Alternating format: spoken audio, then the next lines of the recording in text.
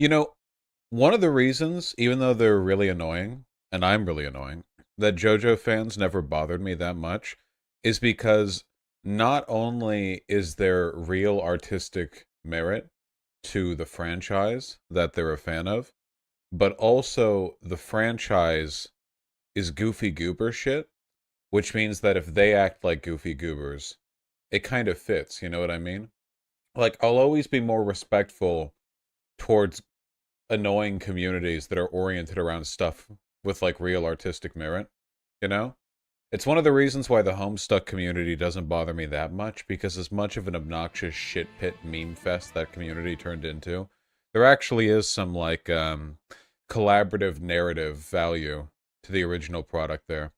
False, you could say the same about Rick and Morty. Originally, yes. First 1 and 2 seasons, I don't fuck with Rick and Morty anymore. I'm sorry. They went corporate, they sold out. Not getting me. Season 1 was ass. Of JoJo? Well, they didn't have much to work with the manga. Part 2 of JoJo I really like. I mean, everyone likes Joseph, you know. What about the Steven Universe community? Honest to God, like what? See, the issue is that whenever I see like the fandom of a community, I see them on Reddit and Twitter. I don't see them on Tumblr. So the communities that are at their worst on Tumblr, I never experienced. Like Homestuck. I know Homestuck was at its worst on Tumblr, you know. Even on even on with Steven Universe, on Reddit it was fine. Like it was fine, you know.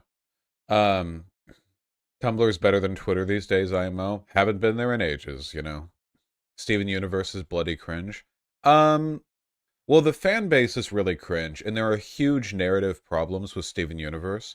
But I think a lot of people forget how the first season of Steven Universe was unironically like one of the coolest things to happen in like all ages animation in the West for a really long time, you know?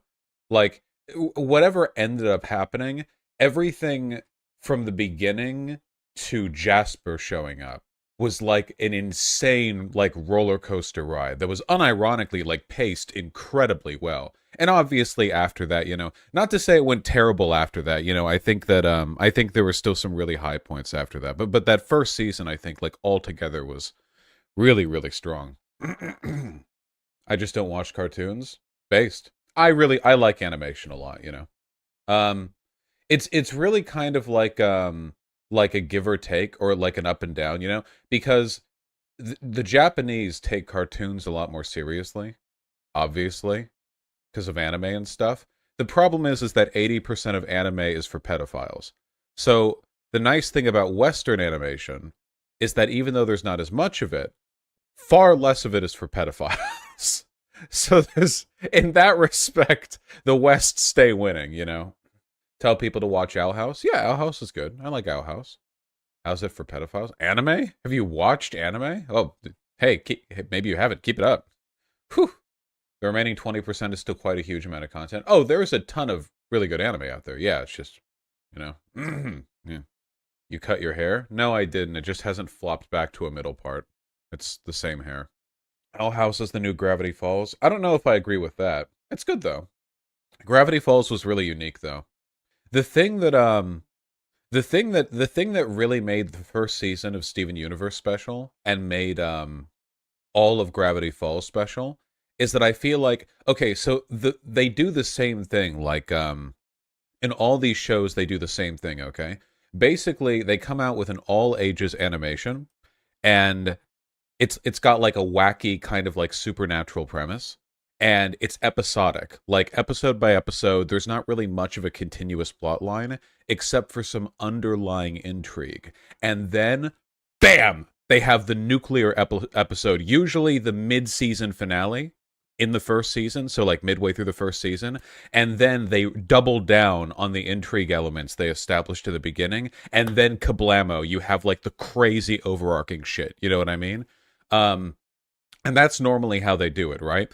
In Steven Universe, everything played through pretty normally until Lapis Lazuli showed up midway through the first season.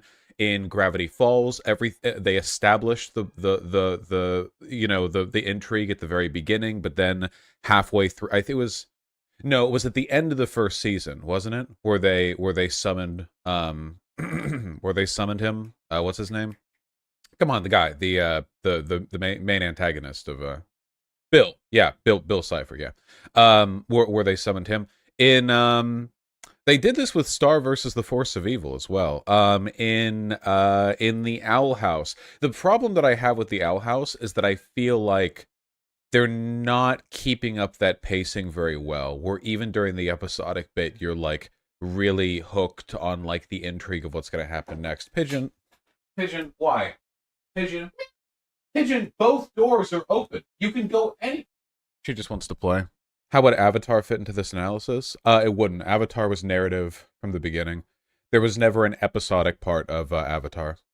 I will watch Arcane eventually. Please. I'll watch Amphibia as well. We should have watched Arcane with Riley. He was obsessed. Yeah, because he plays League. Like a freak of nature. League of Legends in the year of our Lord, 2022.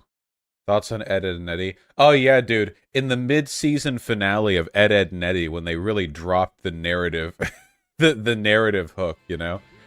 Remember in the middle of the first season of Ed, and Eddy when they unearthed the SCP buried underneath the cul-de-sac that made like Johnny's head so warped, and the Eldritch abominations started appearing? I remember that.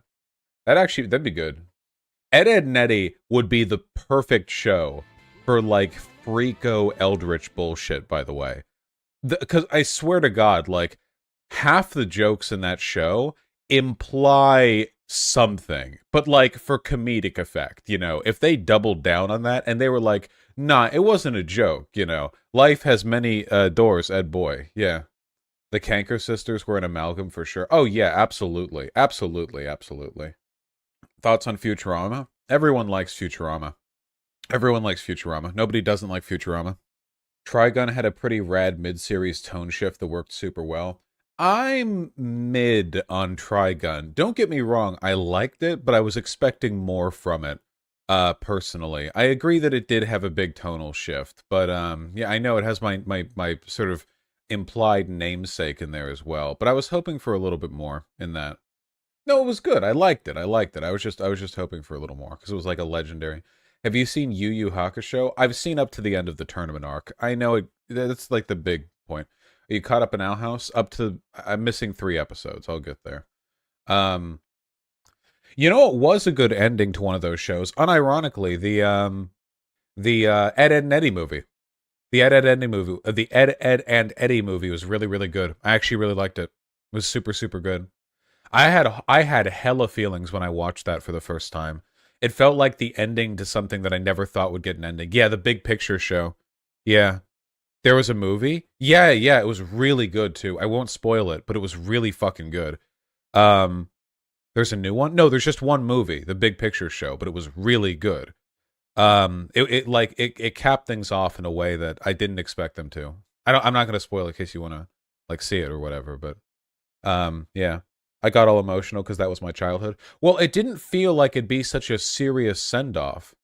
Should we watch the whole show to watch the movie? For Ed, and Eddy? At least like a dozen episodes of the main show. It's all episodic. There's no narrative in the main show. But like, I like the main show, so watch it, you know? Yeah, it's some good stuff there. I needed to know what was under the hat.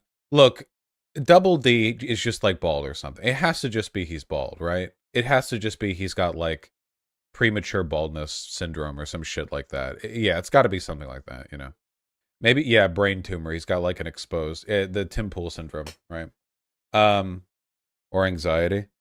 It's Finn's hair again. Oh yeah, do you think that was the big run up they wanted to do, where they wanted to pull the same gag that they did in Adventure Time, where they finally show his hair and it looks like this or something? Like he's embarrassed because it's like because he thinks it's like feminine or something. Like he thinks it's girl's hair, but then he pulls off his like beanie and it's like the most beautiful, radiant, hair you've ever seen. Yeah, maybe that's it. Maybe that's what they were going for. Who knows, right? Ever watched The Iron Giant? The Iron Giant is like a sleeper hit. When I grew up and realized that The Iron Giant wasn't like the most popular movie of its decade, I lost my shit. It's so good. Like it's unironically a tremendously good movie. But when I learned it was like a cult classic, I was like, wait, what? Why the fuck isn't everyone watching it? You know? Like, why hasn't everyone watched it? It's so good. We gotta rewatch. Yeah, we totally have to rewatch. It's so good, you know? Holy shit. Personally, I think one of the big reasons why it didn't like really take off was because it was so critical of like American chauvinist Cold War propaganda. You know what I mean? Or like Cold War like paranoia. I like because that movie was very political. The Iron Giant, like very, very, very political. I wonder. I wonder. If I could look up. I wonder if there were like people protesting it back then. It came out in the '90s, so it was after the Cold War ended. But you know, yeah, the woke mob. It wasn't popular because it was 3D animation. Well, the only 3D in there was the giant, right? Everything else was 2D, wasn't it? I would have to take a look. It was a very, very good movie. Yeah. Um, it's a very, very, very good movie. Basically, yeah, to not to spoil, even though it's like a 30-year-old movie. So, yeah. Not to spoil or anything, but the in the Iron Giant, the good guy, like the protagonist, is like the beatnik, like hippie artist, and the bad guy is like the upstanding military detective. You know, it was like a reversal of traditional narrative expectations. Um, it's a very, very good movie. It's such a good movie. Yeah. Literally had great 3D animation. Oh, it looked great. Yeah, it looked great. Have you seen the new version of the movie where they added 2 new scenes to it? No. No, I have no idea what you mean. Have I seen the documentary on the making of it? No, no, I haven't. I haven't seen it in a really long time, but I have some of the memories of that movie like burned into my brain. Does it hold up? There is no way the Iron Giant doesn't hold up. That movie fucking bopped. Also, by the way, I just have to say, okay? Remember how earlier we were talking about high narrative stakes? Find me a movie with a higher ramp up of narrative stakes than the Iron Giant, okay? The first half of the movie is this goofy ass scruffy 12-year-old like you know like running around outside like with the beatnik like uncle, you know, oh what a crazy statue you've got, and the last one is launch the missile now. Jesus Christ. It had poor marketing. Fuck, it was a good movie. Welcome to downtown Coolsville. Hey, God, yeah. Did you hear cops murdered one of the lead writers from Ed, Ed and Eddy? They shot him from being autistic and it's a tragedy. What the fuck, seriously? Jesus Christ. Back in 2007, Paul Boyd, an animator, shot and killed on August 13th, 2007 by a police officer, Lee Chipperfield. Fuck, imagine being killed by a guy called Chipperfield in Vancouver. A video recorded by tourists showed Boyd being shot 9 times after wielding a bicycle chain at officers who came to respond to a disturbance involving him. A bicycle chain? The 9th shot that struck Boyd was fired while he was on the ground. The officer who shot Boyd was cleared in the death. The use of force was criticized by many of Boyd's colleagues and relatives. Damn, good thing they didn't get hit by that bicycle chain 9 times. In Vancouver as well. We can't even blame American cops. He wasn't autistic, but he was bipolar. Bicycle chain. In his 20s, he was diagnosed with bipolar disorder. Fuck, that's what I have. An illness for which he received constant and usually effective treatment. He lived with his illness for almost 20 years. Vancouver Police Department. Classified as a lethal weapon in Canada. A bicycle chain? Who dies to a bicycle? I can't think of a single news story of a person being killed by a bicycle chain. Okay. How long do bicycle chains even get? Like 2 feet? Like, I'm trying to envision, like, the lethal force. Like, the lethal capacity. You can be choked by chains. You could be choked by anything. I'm trying to think of, like, how much force there'd be behind, like, a hit. No, I know you can kill someone with anything, but you can't classify, like, every physical object as, like, a lethal weapon. Like, if you hit a person in the head hard enough with an Altoid mint tin, like, you could kill them with that. But if I was wielding this at a cop, I wouldn't want them to shoot me and get off for it, you know? Yeah. Fuck, there's a tourist video footage of it. Okay, yeah, I don't want to look into this. Come on. We've been on this tangent for 30 minutes. Thoughts on the Amazing World of Gumball? I've never seen it. I keep hearing that the Gumball is pretty good, but I've just never seen it. It looks like it has, this is the show, it has like the pudgy blue guy, and the art style is all over the place. Like they use backgrounds from real life, or like they just like they do like all sorts of wacky stuff with artistic dissonance. That's the show that I'm thinking of, right? No, wait, is that Chowder? Wait, I might be mixing up Gumball and Chowder. Both? Both of them do that. That's Chowder? I'd have to see. They use a lot of mixed media. Did anyone ever see the House of Imaginary Friends? I never saw that, but I always see people making memes about it. I don't know how popular it was. Foster's Home for Imaginary. I never saw that. Oh, seems people really liked it. Was it good? Because I see people talk fondly of it, but nothing about the art style of that show. That was an OG. It was good. Okay, yeah. The art style always made me think it was kind of just one of those like flop, like like paint by the numbers, like whatever shows. But I never saw it, so there are plenty of good shows that kind of feel that way, right? What the fuck? Watch it now. There's plenty of stuff I have on the back burner right now. Okay. My Life as a Teenage Robot. Nah, My Life as a Teenage Robot slapped. Okay, that was a good ass show. I didn't even see the whole goddamn thing. That was a good show. Everything I remember from that was really good. Flapjack, also a banger. Flapjack was literally the precursor to the modern golden age of Western animation. A ton of the people who worked on Flapjack went to work on Adventure Time, and then a ton of people who worked on Adventure Time went on to work on everything else beneath, like afterwards.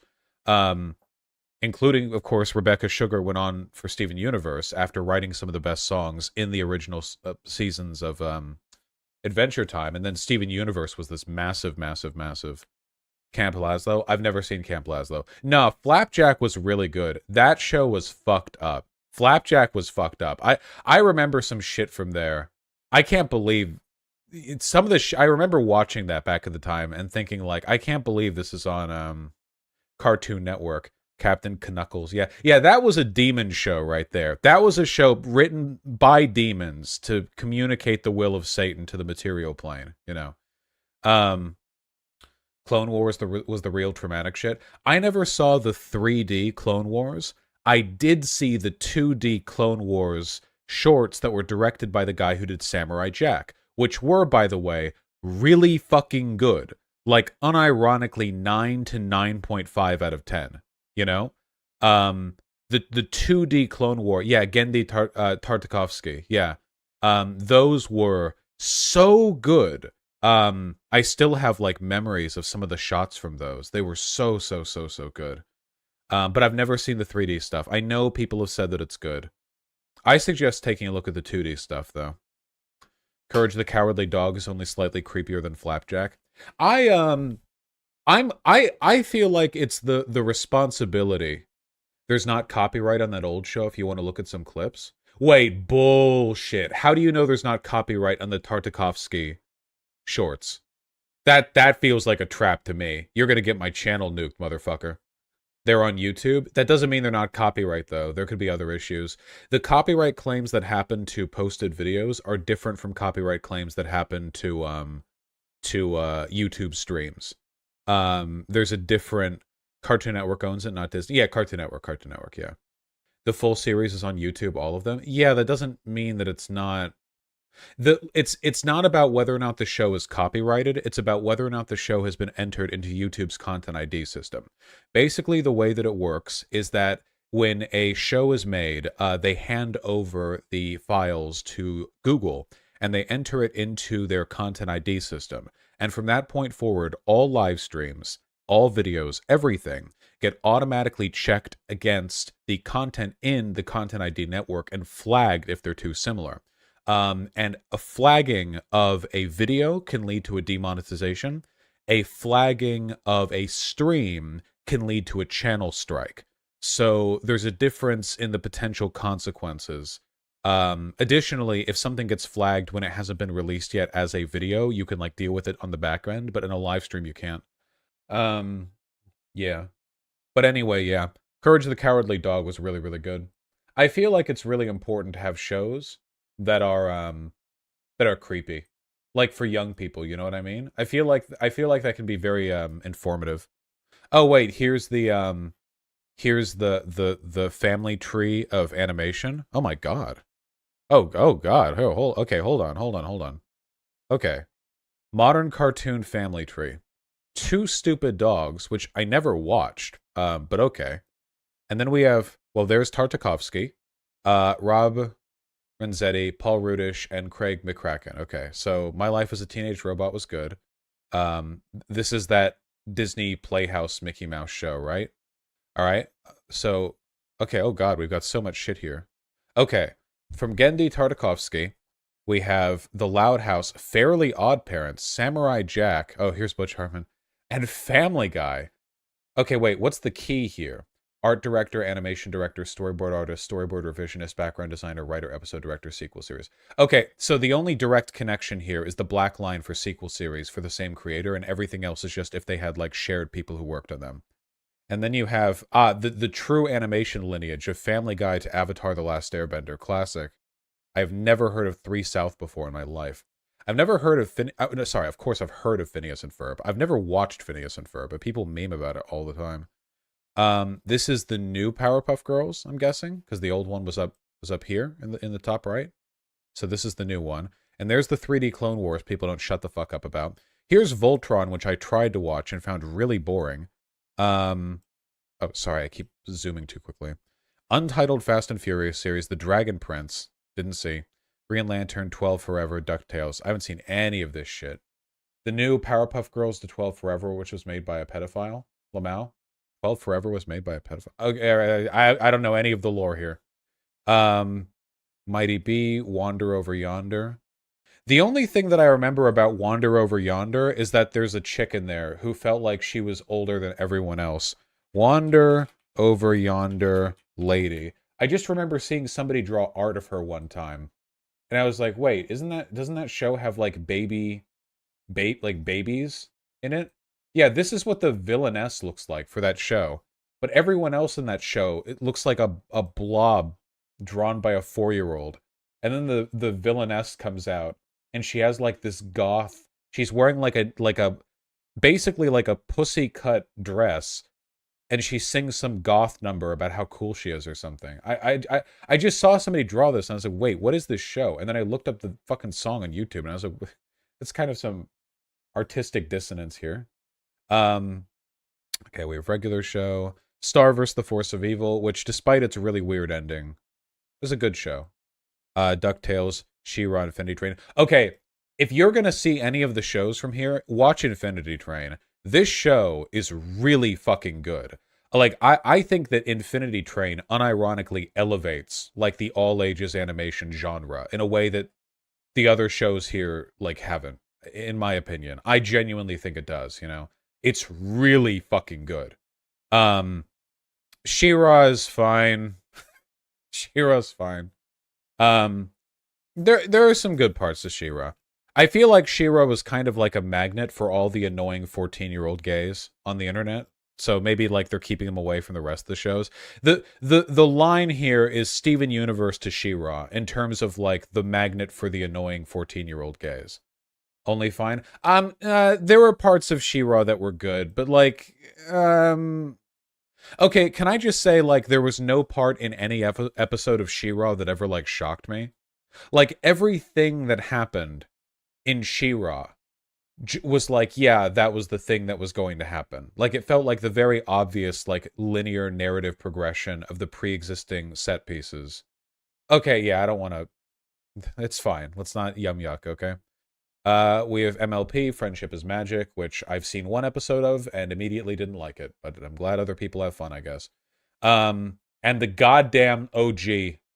The goddamn Flapjack. Everyone's got to watch this, okay? This show is an SCP, all right? This show is like Demon Spawn, okay? It looks so ugly, though. Well, yeah, it's an SCP, okay? It's very iconic, yeah. Made by a demon. Very, very good.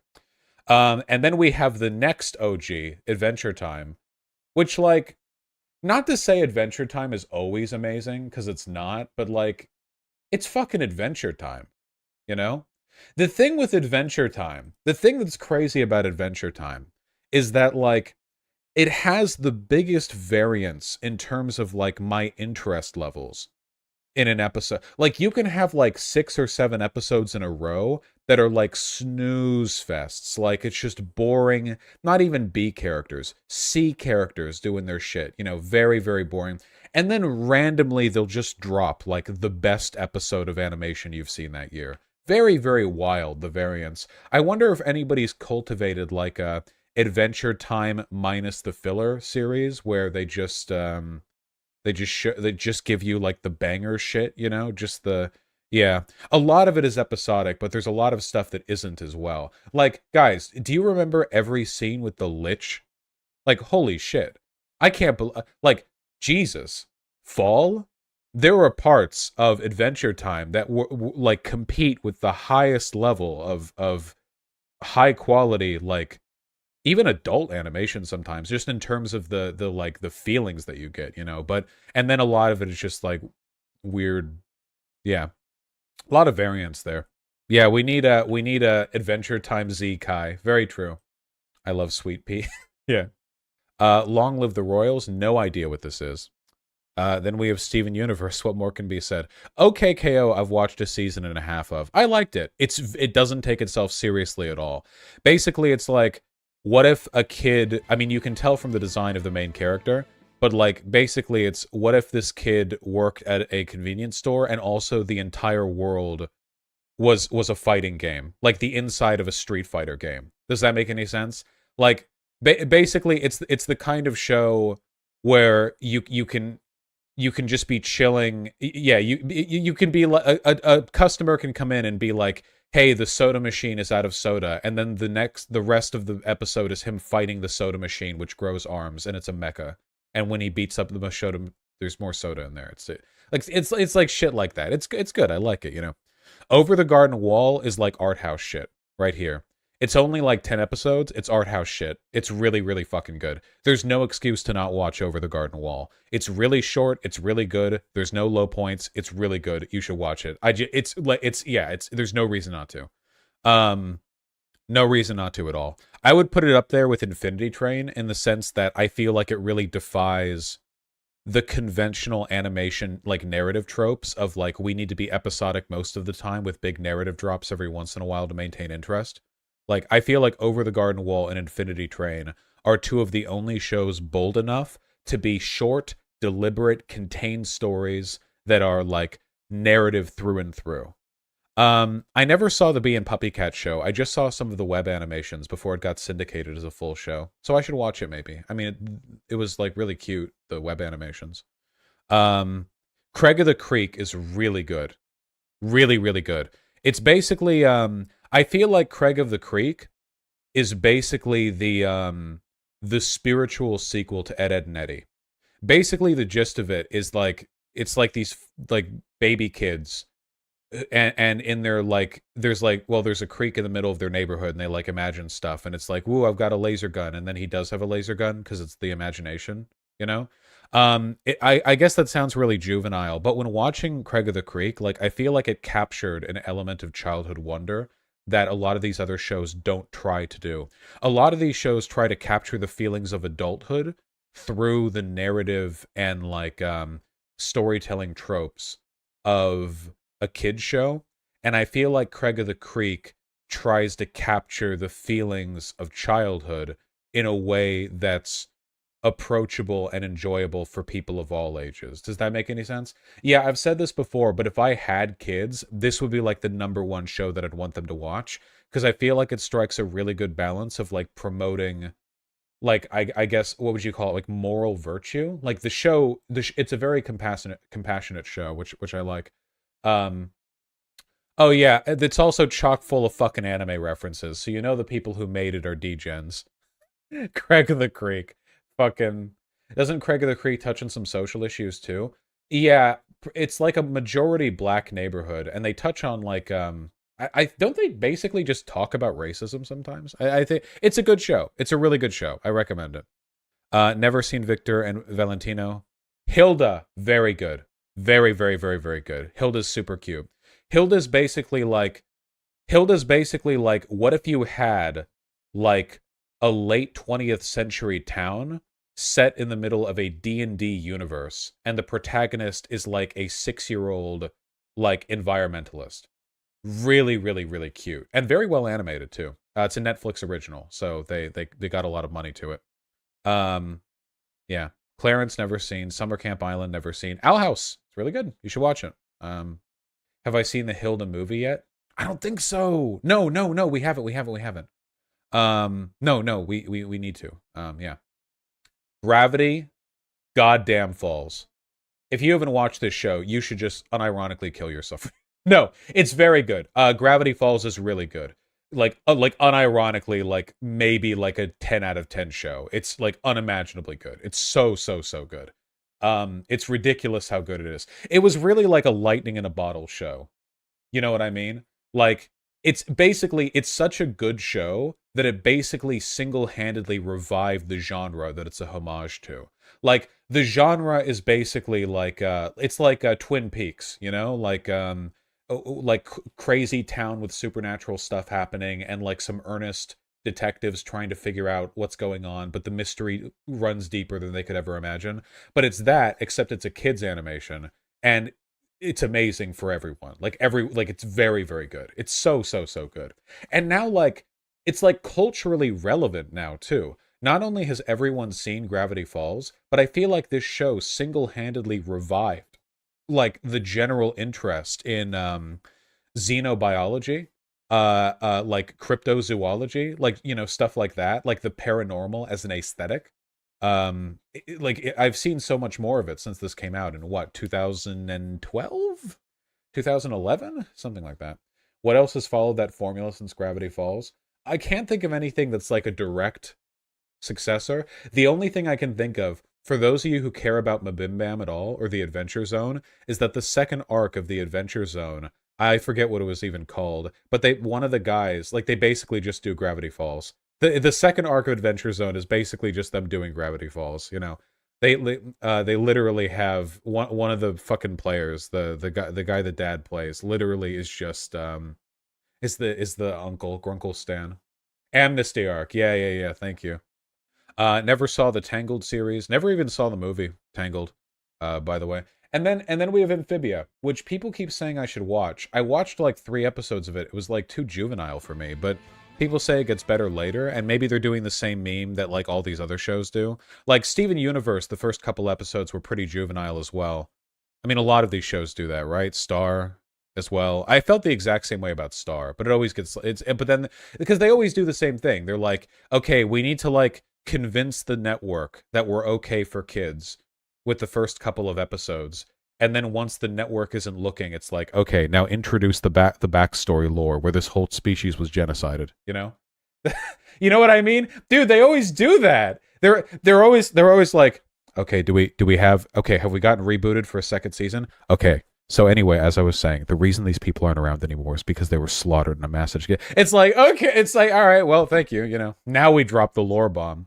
That's one thing that I respect. Drop the genocide. That's one thing that I respect about Avatar: The Last Airbender. They dropped the genocide in the 3rd episode, and they got the reboot anyway. On Nickelodeon, too. Steven Universe had the most genocide. Steven Universe got too big for its britches, okay? The amount of death implied by Steven Universe is like Lovecraftian in scope, okay? It's literally like the Diamonds committed a galactic genocide against all life that wasn't their own, and then genocided their own life for the funsies. We're talking trillions of things dead. And then at the end, the finale of Steven Universe, they're like, hey, White Diamond, you look like real goofy being all emotional. Have you tried not doing a genocide anymore? And she's like, fine, I'll stop. I'm telling you, they should have executed those diamonds at the end of Steven Universe. This is the big thing people complain about with Steve. Well, there's a lot of things they complain about. I still can't believe, dude, what if they had retconned that in Steven Universe Future? I liked Steven Universe Future. Basically, Steven Universe Future was about the protagonist of Steven Universe being like depressive after like they solved all the problems in the world or whatever. What if they were just like, yeah, no, like we're retconning. He's just gonna fucking kill the diamonds right now, you know? Hitler did the same thing with Stalin. Oh, compared to the diamonds in Steven Universe, Hitler is like a baby cherub being painted on the margins of a a Sistine Chapel painting, okay? The diamond, listen, there's nothing a human has ever done that comes close to what the diamonds are stated to have done in Steven Universe. Nothing else even remotely compares. It's literally different universes. Explain the scope? No, I'm being serious when I say galactic genocide. They literally, the whole thing with the diamonds was that their species reproduces by feasting off the, I don't know what you call it, the terrestrial energy of a planet, because that's where they grow the diamonds from the nutrients in a planet.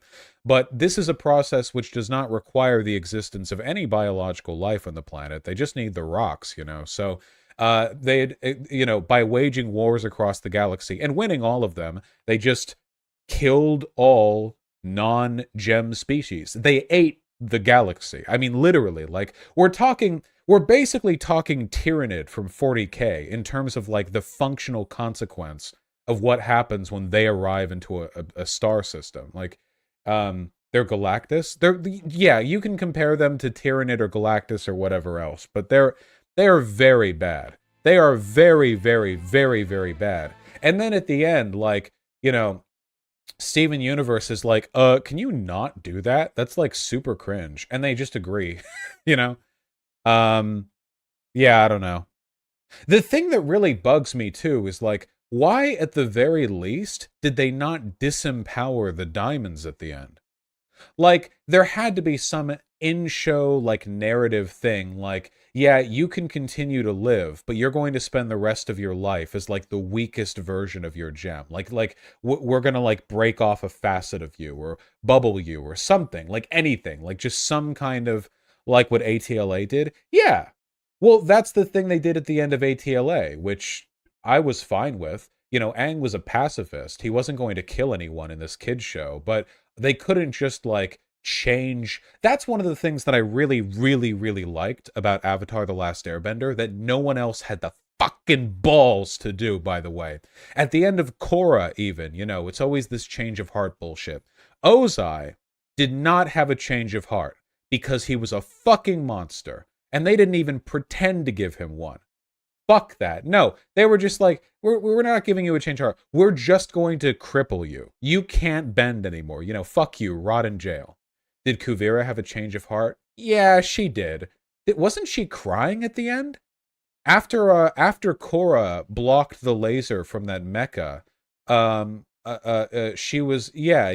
Kuvira was like, I can't believe you would do that for me. If Kuvira was a realistic character, she would have, like, tried to shoot Katara right then, you know? Like, Katara would be, like, tired because she just did the big spirit blast thing, and Kuvira was like, thanks! Bang. Well, they didn't have guns, you know, but you know what I mean, right? Oh, sorry, Korra, not Katara. Shut up. Whatever. All Water Tribe people. There's no trope that I hate more than the hero killing a bunch of henchmen and shit than they spare the villain because the I'd just be bad as them or some goofy shit. It is the worst trope. It is the worst fucking trope. Wasn't she written as, like, a sympathetic fascist? Yeah, basically. Like, they do this bullshit where Kuvira is a literal like, I say fascist a lot, and I mean it every time, but with her, they might as well have shown her with the armband and the goose step. I mean, she was just Hitler. Like, literally just Hitler, and everything about her was just Hitler-esque, you know? And then she's you know, doing the mecha battle shit or whatever, and then she has this little breakdown at the end. She's like, oh, I can't believe you'd be so nice to me. Do you think they would have done that with a male?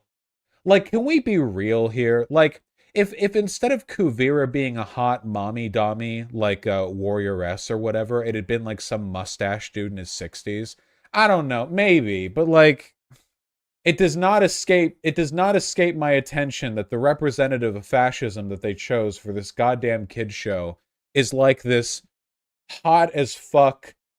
And the thing is, here's the real unrealistic bullshit. Kuvira is competent. Fascists aren't competent. They're militant and aggressive. They're not competent. Kuvira is competent. She's exceedingly competent. She wins at everything she does. Look at the history of Hitler, you know, whatever. Like, they fail their way up. They're losers. And then they're like, okay, listen up.